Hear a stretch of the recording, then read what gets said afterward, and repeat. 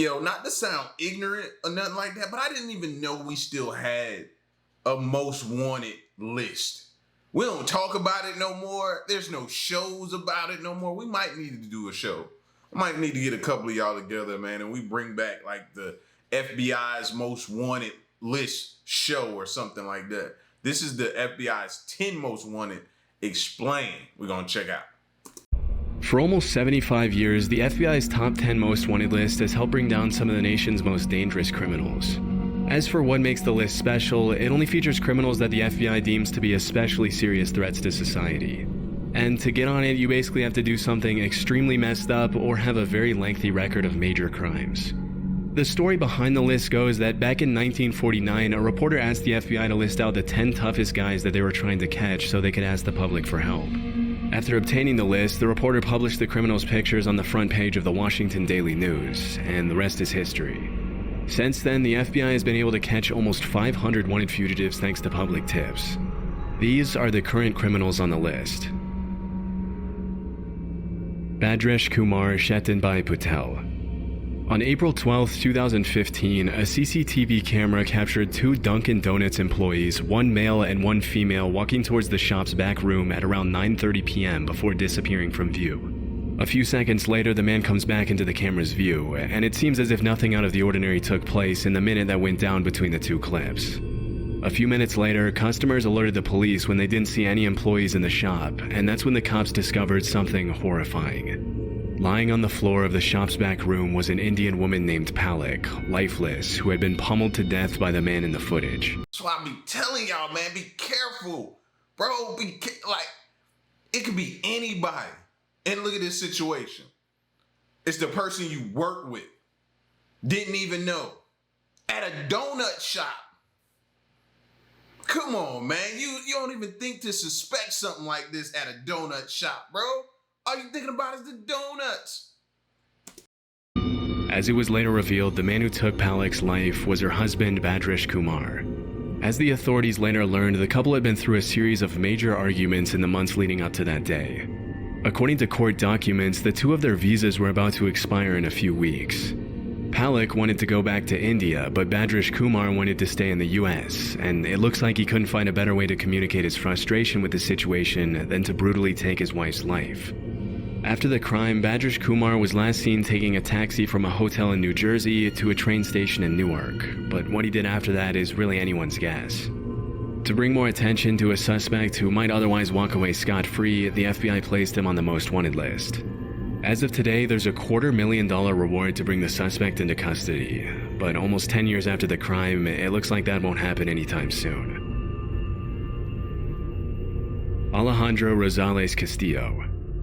The youngest suspect on the most wanted list, 26-year-old Alejandro Rosales Castillo, has been on the FBI's radar for more than 8 years. In 2016, he shot his female co-worker Sandy Lee in a wooded area in Cabarrus County, North Carolina. A few days later, the female victim's car was located at a bus station in Phoenix, Arizona.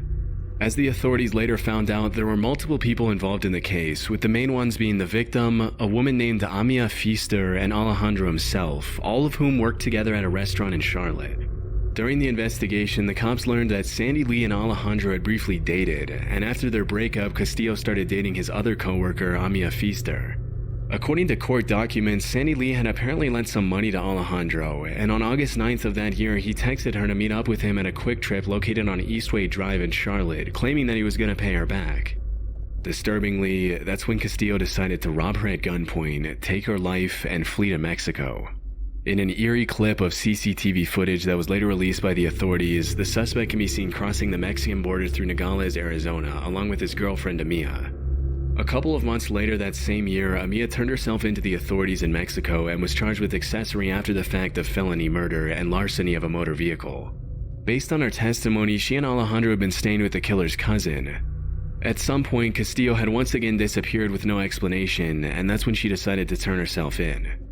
As of 2024, the FBI has no further clues that could lead to Castillo's arrest. Right now, all they know is that he's probably still living in Mexico. The last time he was seen, he wore his hair short and shaved on the sides, but that's pretty much all they have to go on. As of today, there's still a $250,000 reward out for his arrest, but there have been no further updates on his case. He probably unrecognizable by now. But bump all that though. That's two co-workers. Yeah, they had a relationship, and the other one was a marriage. Y'all work together as well, bro. So I'm gonna need for y'all to show up to work tomorrow, whatever day you go back to work, bro, and just pay attention and look out and keep an eye out and a watch for your coworkers. And anything seems strange, stay away from that person. Before we move on, I wanted to take some time to talk about this social security number. And honestly, it's because I use potential identity worst case price. Go to Ruja Ignatova. In 2016, the Bulgarian entrepreneur Ruja Ignatova stepped on stage in a beautiful red dress at the Coin Rush global event in Wembley, London to talk about her vision for the future of her crypto company OneCoin. During the presentation, she claimed that in 2 years, everyone would forget about Bitcoin and that OneCoin would dominate the crypto world as the one true cryptocurrency. It's hard to imagine that any of her excited, applauding investors knew that they were stepping into what was later described by the New York Times as one of the biggest scams in history. For several years, Ruja, or the crypto queen as she's known nowadays, promised her buyers a 5-fold and even 10-fold return on their investment in OneCoin. Normally, these kinds of claims are an immediate red flag, but because the entire world was scrambling to get on the crypto action, a ton of investors jumped at the opportunity without thinking twice, resulting in a massive OneCoin buying frenzy. Between 2014 and 2016, OneCoin raked in more than $4 billion from unsuspecting investors, with more than $50 million coming from investors in the US. As the investors learned when they bought into OneCoin, the company was pretty much a pyramid scheme in which they were rewarded for recruiting their friends to buy it as well. And for a while, the shady multi-level marketing model seemed to be working for Ruja. However, in 2016, a lot of our investors started complaining that they were really struggling to sell their OneCoins and that they didn't see how they'd ever recoup their investments. Word started to spread online that OneCoin was a scam, which drew the attention of the media as well as federal investigators. Unfortunately, it was a little too late by then. Less than a year and a half after her presentation in Wembley, Ruja got on a plane from Bulgaria to Greece and was never seen again. Disturbingly, during the investigations, a bunch of really messed up emails written by Ruja were leaked by federal investigators in which the crypto queen made it more than clear that she knew she was scamming people out of their hard-earned money from the very start. Anytime you say, I have some cash with me, about 220K, can you store it for me in London? Oh, you know it's mad shadiness going on. Too much of it going on. And see, this is why people are afraid of the stock market and cryptocurrency and all of that stuff like that, bro. The scams. The constant scams. More than clear that she knew she was scamming people out of their hard-earned money from the very start. In some of her emails, she admitted that the company wasn't actually mining any coins, that her coin was trash, and that her investors were idiots for trusting her. In one of her emails, she proposed an exit strategy to her partner Carl Greenwood, which consisted of taking the money, running away, and blaming somebody else for the whole thing. During the investigation, Carl ended up pleading guilty to wire fraud and conspiracy to launder money, for which he was sentenced to 20 years in prison. As it was later revealed, the FBI had been onto Ruja long before she fled from Bulgaria, even recruiting her American boyfriend to look into her company's practices for them. After learning about her extremely sketchy business practices and her grand scheme to steal billions of dollars from investors all around the world, she was charged with wire fraud, money laundering, and securities fraud. This promptly landed her a spot on the FBI's most wanted list, becoming only the 11th woman to earn that distinction. Looking into her past to find clues as to what could have influenced Ruja to do something so nefarious, federal investigators found some pretty interesting stuff. As it turns out, Ruja was fluent in 4 languages, was extremely intelligent, once had a job at a high-ranking consulting firm, and had been obsessed with fashion and maintaining her image from a very young age. It was only with the benefit of hindsight that prosecutors were able to clearly see how she used all these qualities to carry out her malicious plans. Unfortunately, it doesn't look like the FBI will find her anytime soon. It's been rumored that after fleeing the country, the crypto queen may have drastically altered her appearance with plastic surgery, and is believed to travel with armed guards at all times. Disturbingly, there have also been several allegations that she was murdered by an accomplice, but this hasn't been proven. If she is still alive, the FBI suspects Ruja is traveling on a German passport to the United Arab Emirates, Bulgaria, Germany, Russia, Greece, and multiple countries in Eastern Europe. Considering how elusive she's been since her disappearance almost 8 years ago, it's unlikely the FBI will ever find out what became of Ruja Ignatova after pulling off one of the largest financial scams in history. And I don't feel like nothing happened to her. I feel like she threw that out there so they can kind of so all the heat on her can kind of die down. I feel like she threw that. She orchestrated that information to go out. Arnaldo Yenz. On May 12, 2012, Arnaldo Yenz and his wife Estrella went out to celebrate their wedding in a black 2006 four-door Maserati. Less than 24 hours after the couple had said their vows, Arnaldo knifed his wife to death in the car, dragged her into the bathroom tub of her apartment in Burbank, Illinois, and disappeared without a trace.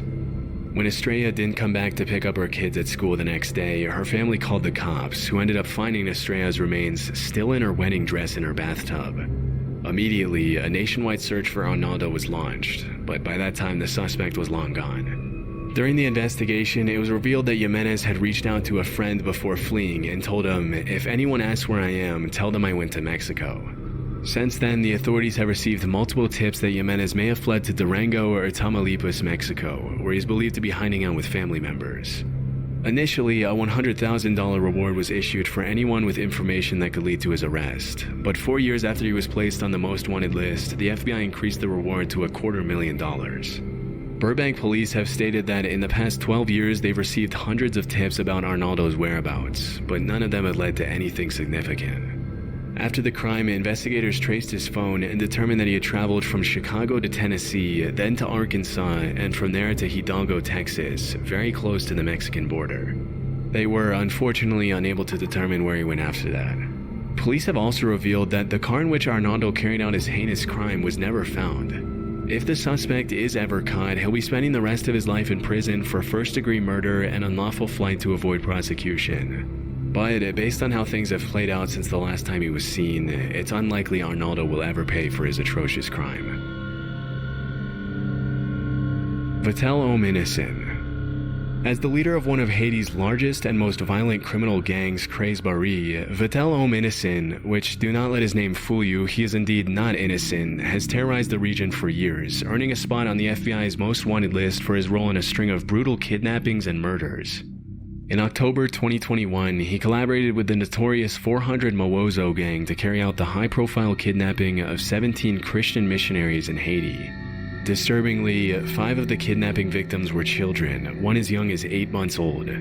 Held at gunpoint, the hostages were reportedly kept captive for 2 months while the gangs demanded a ransom of $1 million per hostage.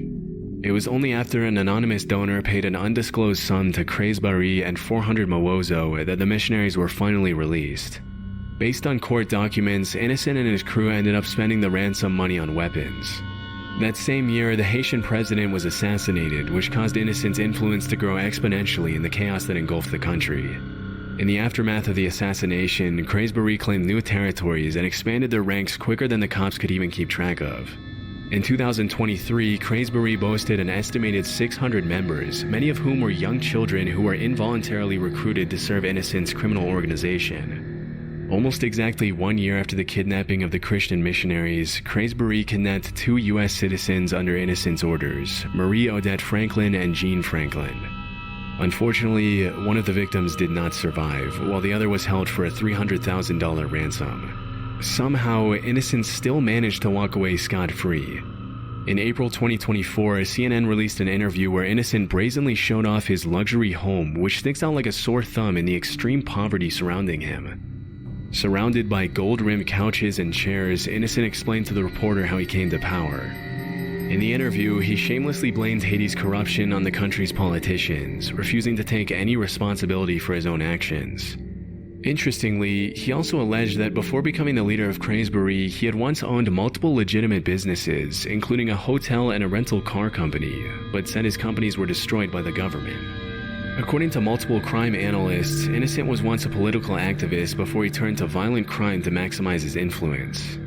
Back in the US, Innocent is wanted by the FBI for an insanely long list of crimes, including kidnapping for ransom, theft, murder, assault, vehicle theft, and destruction of property. There's a $2 million reward for information leading to his arrest, but with powerful connections and an armed gang, it'll be pretty tough to ever bring him to justice.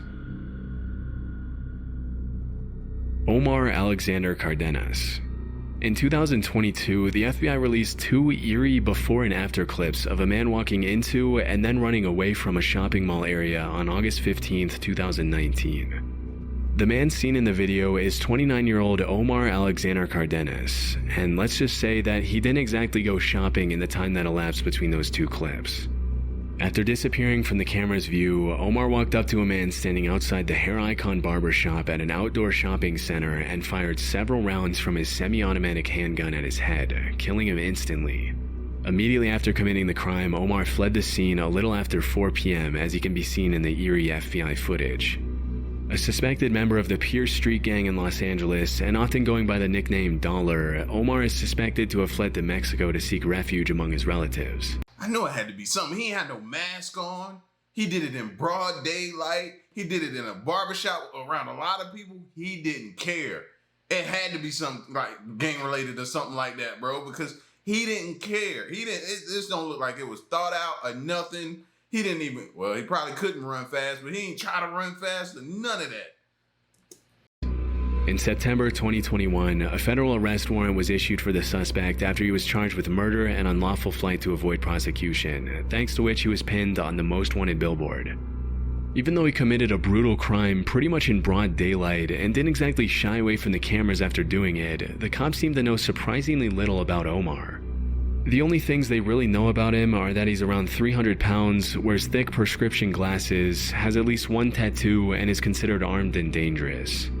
Which alone is hardly enough to track down a criminal who's crossed international borders to flee prosecution. With time, hopefully more information will surface leading to his potential extradition and arrest, but for now, it looks like Omar will remain a most wanted criminal.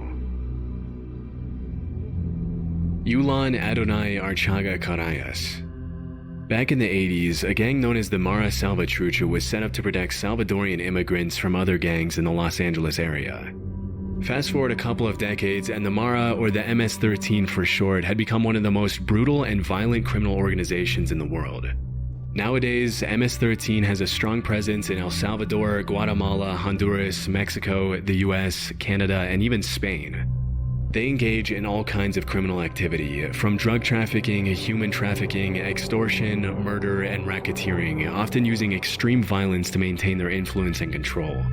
For many years, a man named Ulan Adonai Archaga Cardas operated as the head of MS-13's criminal activities in Honduras, providing support and resources to the gang in Central America and the US with firearms, narcotics, and loads of cash. Often operating under his alias Porky, Ulan is wanted by the FBI for trafficking multi-ton loads of drugs through Honduras to the US and for the killing of several rival gang members.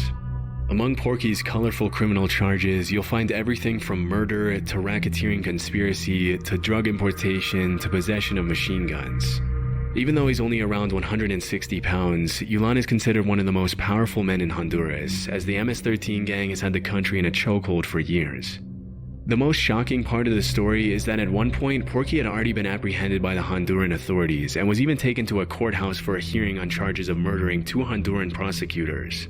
That's where I heard about them from. I've seen the shows where they talk about them in jail as well, right? And then the gangs, so they strong on the outside and on the inside. Man, I knew I had heard of them before. Yeah. But during the hearing, 20 armed men dressed up in the same clothes as the anti-gang police units walked into the building escorting a veiled suspect and suddenly opened fire on the guards.